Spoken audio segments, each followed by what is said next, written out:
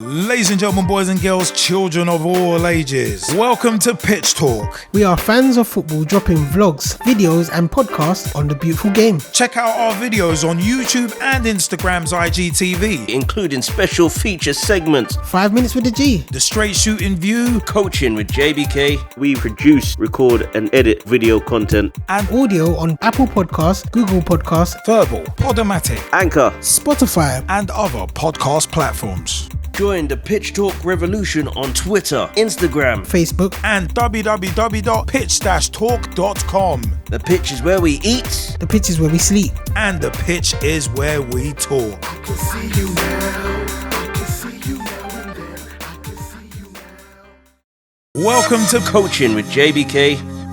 Welcome, yours truly, JBK, with another roundup of the WSL and championship results. And not only that, but we will also be speaking about, at time of recording, the Continental Cup tires rounds. And we're talking about the quarterfinals when it comes to that cup itself. So we'll get into it, and we will have a special feature segment on a result that happened over the weekend of the 21st and the 22nd of January, where a game was allowed to start and was called off literally within 6 minutes.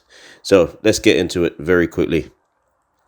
So we'll start off with the game on the 21st of January. It was Manchester City against Aston Villa. Manchester City taking the lead in the 28th minute by Castellanos. She scored very quickly before a reply from Hansen in the 31st minute gave the points, and ultimately a good start to the year for Aston Villa. Looking at it from that point of view, Aston Villa brought in a few players, and we will get to the January transfers as the January transfer window closes, which will be in about a few days' time. And then we'll move on. That was the first of many results, but we'll go to the next one. Some big games coming up in that one. Then we'll talk around the game itself that was cancelled. It was Chelsea against Liverpool. Game was basically started, and then within 6 minutes, the game was finished. 0-0. That was what was recorded. Hopefully the game will be replayed, as it just doesn't seem right that it was played in the first place, and the result pretty much shows that Chelsea could have had a win, or Liverpool could have got another surprise win, which would have taken them a little bit further up the table. But you never know, and this is where we want the results to be as fair and as just as possible. And it does shine a very dim light on the safety that is concerning players, not just of the women's game, but also of all the games, futsal, football, the men's side, and youth football as well. But usually, because we're talking about the women's game, let's shine a light on the organisation of the WSL, and that's where the problem is in general. Moving it on, Everton 3, West Ham United 0.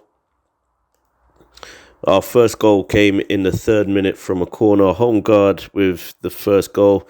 Finnegan with a goal from another corner in the 12th minute. And then Beaver Jones with a nice superb run to score in the 70th minute to give Everton a 3-0 win. And then we finish off with our final game on the 22nd of January. Forgot that the other two games were played. So Chelsea, Liverpool and Everton, West Ham were also played on the Sunday, the 22nd of January. Reading 0, Manchester United 1. This goal from Williams, you would think it was never going in. It was never going in. And then all of a sudden she's worked her way into the spot, into a good spot, shown very good composure under pressure, and managed to find the back of the net to give Manchester United an important win. I wouldn't say deserved, but an important win nonetheless. Reading did have their chances as well. We move it on to the table itself.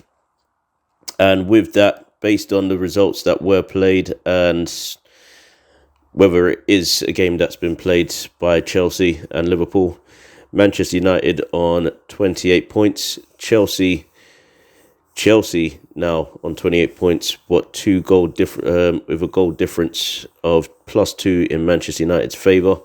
Arsenal, with their game postponed against Brighton, is on 25 points. Manchester City on 23 points. Everton on 18 points after that win. Aston Villa with that draw on 16. West Ham United on 15 points after their loss. Spurs with their game cancelled against Leicester City. They're still on 9 points. Liverpool on 8 points. Obviously, they would love to see if they can get that game replayed and see if they can get some points on the board. Reading, obviously with that loss, unfortunately, on 7. Brighton, hopefully with their game postponed, can find another time just to play against Arsenal. Also on 7 points, and then Leicester City on 3. They went and won a game last week, but then this week a game is called off, and it's tough for a lot of these teams. A lot of these teams is tough. I'll go back to the game itself, and Chelsea Liverpool after what was the opening day shocker by Liverpool on the day. You're like, they've got some good work coming through, and they're really trying to push forward to get their results. And this basically was one of those where you go into it and you think, right, we can still get something from this game. Didn't happen. Unfortunately, that's football, but for the reason that it was cancelled, the safety of the players should have been taken way beforehand. There was a lot of fans that travelled to Chelsea's home ground of Kings Meadow Stadium, and should have been told rightly or wrongly the day before, maybe even on the day, don't travel, it's not worth the risk, stay home. That's what should have happened. It didn't, and a lot of people are now thinking, well, why did I travel for a game that was ultimately not deemed playable by the players, by the coaching staff of both teams, by anybody that could see what the pitch was like on the day, besides the organisers of the match. So that's the referee, that's others. It was said it needed to have been looked at and called off, and it should have been called off sooner, but the referees were happy and adamant that it could go ahead. That's the problem with this, because it's a bigger scale now, that you don't even just look at it from a footballing perspective across the board, but you're talking about it being, this is the WSL, this is possibly going to be the best league in the world, and to attract players, this is not what they're going to want to see. That the league is not being, the players are not being thought of. They're not being safeguarded against these situations, and that's what should happen. And it didn't, and that's where the problem lies.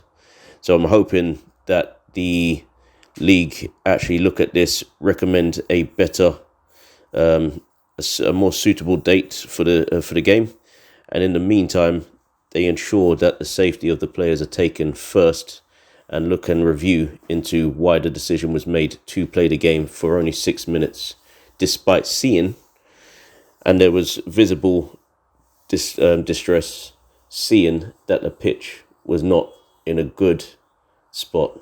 Players were slipping over.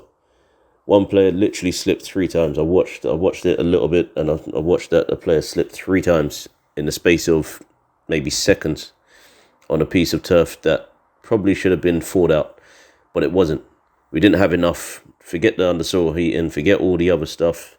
The safety of the players should have been taken seriously, and it wasn't. So I hope that the FA look into that choice. I hope they regard it as an appropriate choice to safeguard not only players, but also the game itself. If you're looking to safeguard the game, then also have a look at how we can actually make sure that the women's game gets moved forward, with things like this not being a part of the game in the future. Anyway, I'm not dismissing it, and I don't like it, and I hope it never happens again. But Must move on because I really want to get these results out there as well, because we've also got the Conti Cup to talk about and the weekend that is coming up for the 27th and 28th of January. The 28th, 29th of January, sorry, will be the Women's FA Cup. So, starting off with the Championship, the Women's Championship, and we look to the result of Sheffield United 1, Blackburn Rovers 1. The first goal coming in the 25th minute for Blackburn, the 25th minute by Jordan, and then a return on goals in the second half by Wilcock in the 49th minute. We move it on to the first proper win for Coventry United this season in the league. Their first goal came in the 3rd minute, and it was a 3-2 win, by the way. So, 3 minutes from McAteer, the first goal that came in, they took a 2-0 lead by Morris, taking a scoring in the 20th minute.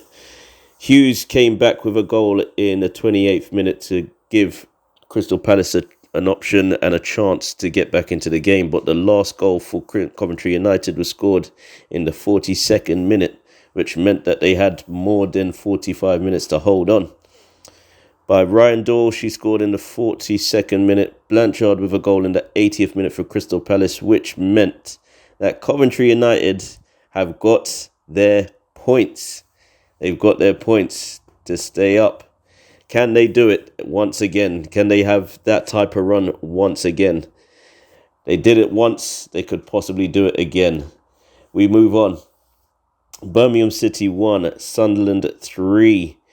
Scar with the first goal for Sunderland in the 41st minute before Pinnock scores in the 44th to equalise. Then we get 2 goals in the second half for Sunderland, which gives them a 3-1 win. 55th minute for Brown and McCarthy in the 67th minute. Some good points for Sunderland there. Durham 0, Southampton 0. Nothing really to share the spoils on this one, but good results all round for both, which meant that they get more points on the board for them to focus on.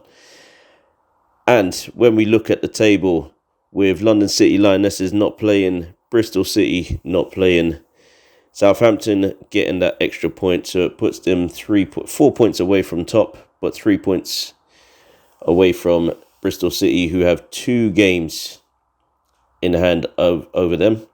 London City Lionesses also have 1 game in a game in hand over Southampton. Charlton Athletic, who did not play, have 19 points but played 2 games less than Southampton as well. Birmingham City played a game less, also on 19 points. With that loss, it didn't necessarily help. Lewis FC on 16 points. Crystal Palace on 15 points after that loss, and what a famous result that is for Coventry United. Played 11 on 15. Sunderland now on 13, played 12. Blackburn Rovers on 13, played 11. Durham FC on 12 points, played 11. Sheffield United on 8 points, played 11. And Coventry United with a minus 32 goal difference. And I don't really want to bring that up every time, but seriously, this could be one of those seasons where the results, the minus goal difference will matter less, and it will mean more if the points can get onto the board. So 3 points for Coventry United, but play 12 games. Can they get back into this as much as possible? And we finally look towards the final results coming our way. And those results will be the Conti Cup that were played during the week at time of recording, the week of the 24th to the 26th of January. So, just want to recap on some of the results that were played on the 18th of January. I don't think I really mentioned those ones, so I'm going to just really recap on those ones. The quarterfinal was played this week, but the last group games were played on the Wednesday, the 18th of January. Lewis FC 0, Bristol City 1, Leicester City 0, Manchester City 1, Brighton and Hove Albion 3, West Ham United 0, and Blackburn Rovers against Sunderland was postponed.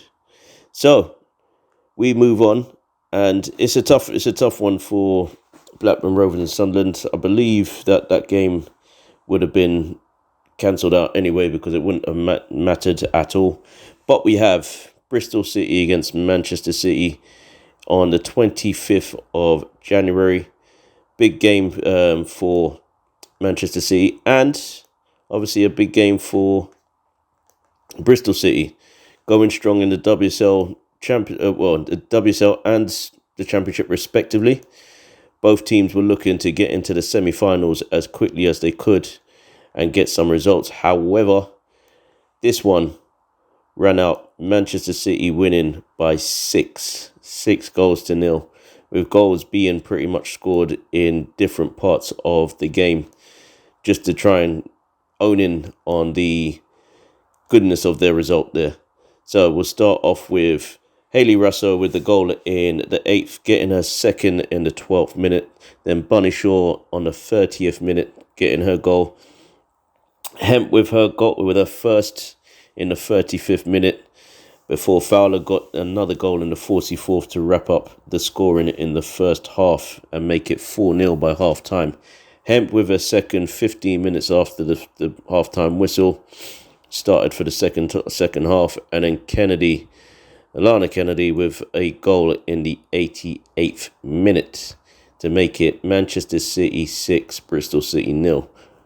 All right, so we move it on and we go to our next result, which was Liverpool 0, West Ham United 1. Watching this game, I only watched the second half, so I missed most of it, but there was a goal that was disallowed in the first part of the second half for Liverpool.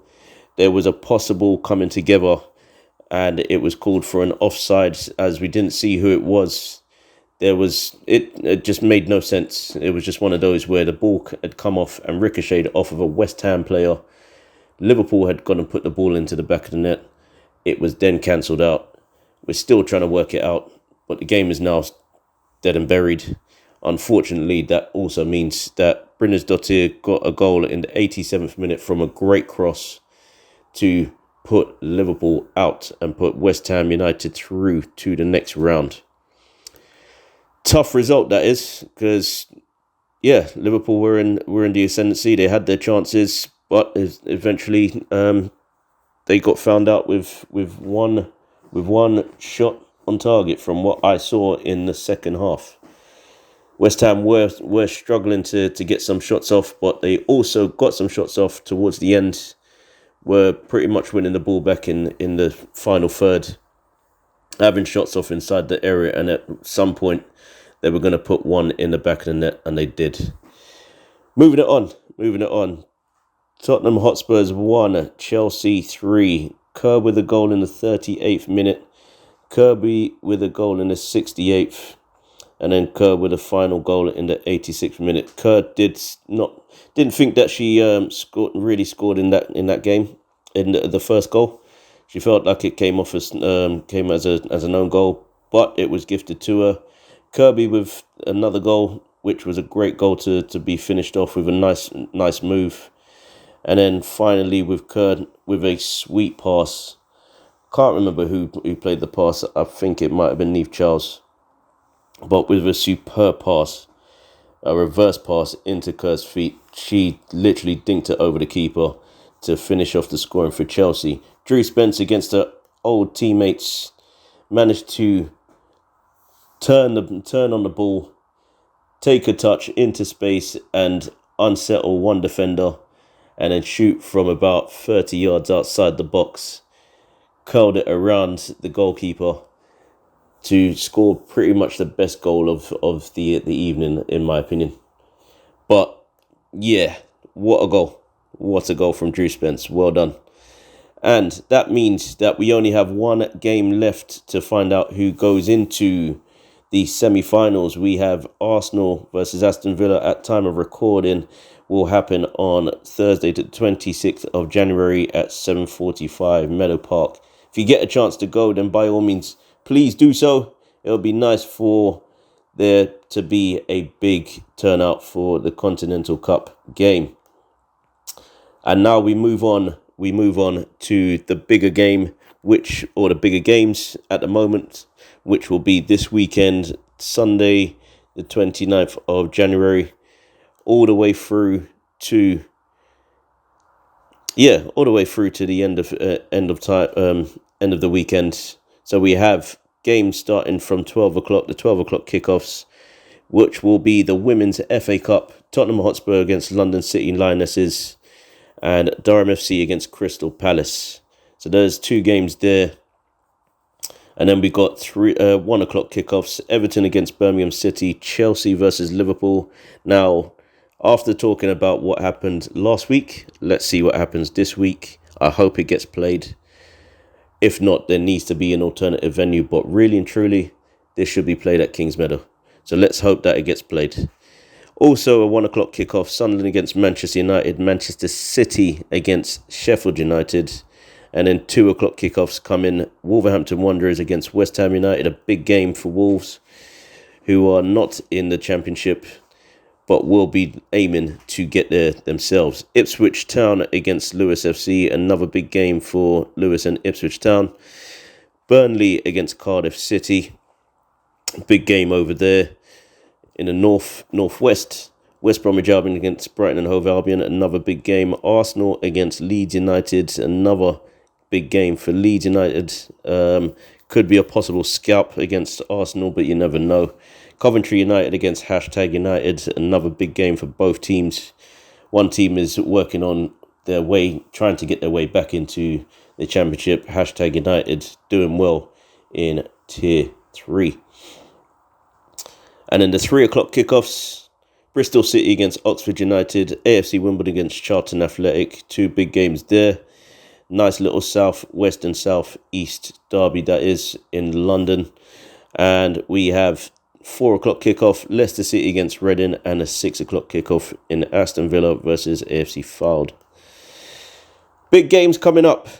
I hope you get the chance to watch them. And I have been your host, JBK, once again. I hope you guys get the chance to watch this. Should be doing a special feature segment on the game between Chelsea and Liverpool that was played last weekend. And I'm also going to do a special feature segment based on the transfers that have also happened. There's been a few transfers, not just on the pitch, but also off of it as well. So, yours truly is signing off. I hope you guys have had a great week. Have a great start to the year. We're almost at the end. We're going for this 2023. Big year. Peace. Join the Pitch Talk revolution. Check out the official Pitch Talk website. www.pitch-talk.com. Ladies and gentlemen, boys and girls, children of all ages, welcome to Pitch Talk. We are fans of football dropping vlogs, videos and podcasts on the beautiful game. Check out our videos on YouTube and Instagram's IGTV, including special feature segments, 5 minutes with the G, the straight shooting view, coaching with JBK. We produce, record and edit video content and audio on Apple Podcasts, Google Podcasts, Verbal, Podomatic, Anchor, Spotify and other podcast platforms. Join the Pitch Talk revolution on Twitter, Instagram, Facebook, and www.pitch-talk.com. The pitch is where we eat. The pitch is where we sleep. And the pitch is where we talk. I can see you now.